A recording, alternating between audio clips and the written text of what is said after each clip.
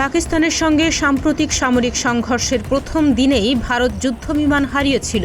কৌশলগত ভুলের কারণেই নাকি সেই যুদ্ধবিমানগুলি ধ্বংস হয়েছিল বলে জানান ভারতের chief of defence staff general Anil Chauhan.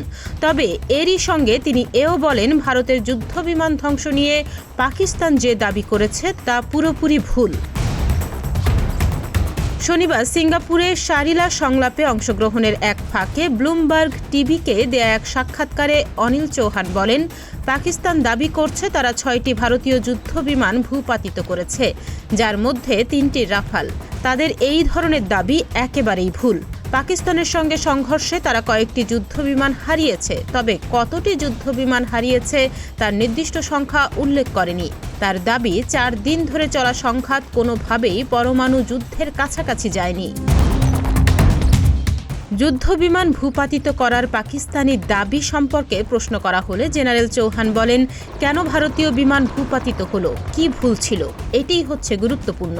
তিনি বলেন, সংখ্যা কোনো গুরুত্বপূর্ণ বিষয় নাই। তিনি আরও বলেন, আমরা কৌশলগত ভুলগুলো বুঝে তা সংশোধন করেছি এবং 2 দিন পর আবারও অভিযান চালিয়ে পাকিস্তানের গভীরে সফলভাবে লক্ষ্যবস্তুতে আঘাত হেনেছি।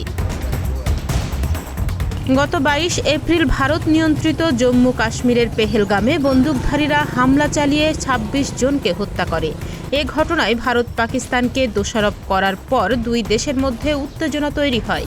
এরপর 7 মে পাকিস্তানের সঙ্গে সংঘাতে জড়িয়ে পড়ে ভারত। তখন পাকিস্তানের প্রধানমন্ত্রী শাহবাজ শরীফ দাবি করেন, তার দেশ 6টি ভারতীয় যুদ্ধবিমান ভূপাতিত করেছে। তবে এই দাবি এখনও নিরপেক্ষভাবে যাচাই করা হয়নি। ভারত সরকারও যুদ্ধবিমান হারানোর বিষয়ে এর আগে কোনো ধরনের মন্তব্য করেননি। ডেস্ক রিপোর্ট, প্রতিদিনের বাংলাদেশ।